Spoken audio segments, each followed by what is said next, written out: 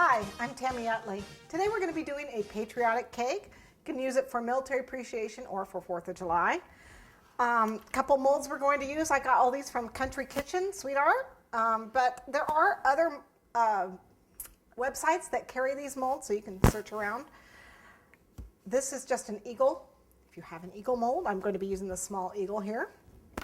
And then I have all the military insignia for the 5 branches of the military. So we have the Army here. Is that Army? Yep, that's Army.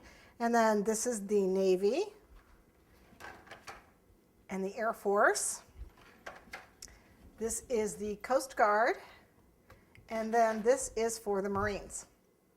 Okay, and they are slightly different than the insignia that I saw on the internet, but I'm guessing that you probably can't duplicate it exactly like they have. So obviously you can paint them if you're not selling your cake. You can paint them and do whatever you want to make them truly authentic, but I'm just going to go by what's on the molds and the pictures that I pulled. So we've got these chocolate molds we're going to be using.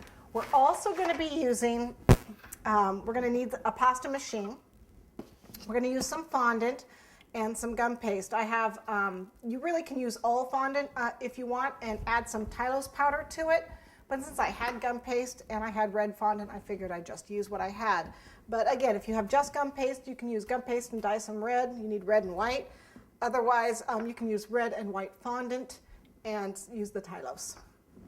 Okay, I have some edible pens here, the edible food markers. Need some royal blue gel color.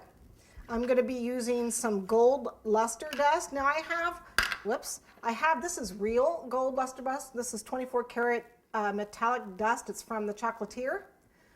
Most chocolate websites will carry the real gold. It's very expensive. But for the parts of the cake that are not going to be eaten, that's because the gold is considered edible. I have actually the super gold that I'm going to be dusting the rope border on our cake with.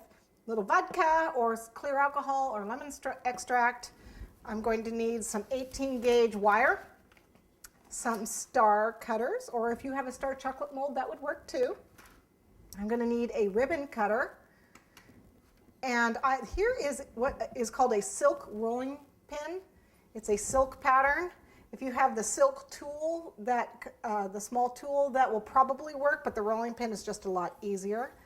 I have my clay gun, some brushes, and then I have something here which you don't need, and you probably can't get these anymore. These are formers that are basically mimic the side of your cake pan. So I'm using a 10, an 8, and a 6 cakes.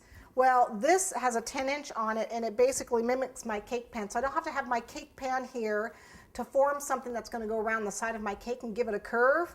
You guys can use a cake dummy, you can use your cake pan. I just happen to have these little formers that mimic the 10-inch and the 6-inch. So you see this one curves slightly more than the 10-inch because a 6-inch has a smaller diameter, so it curves more.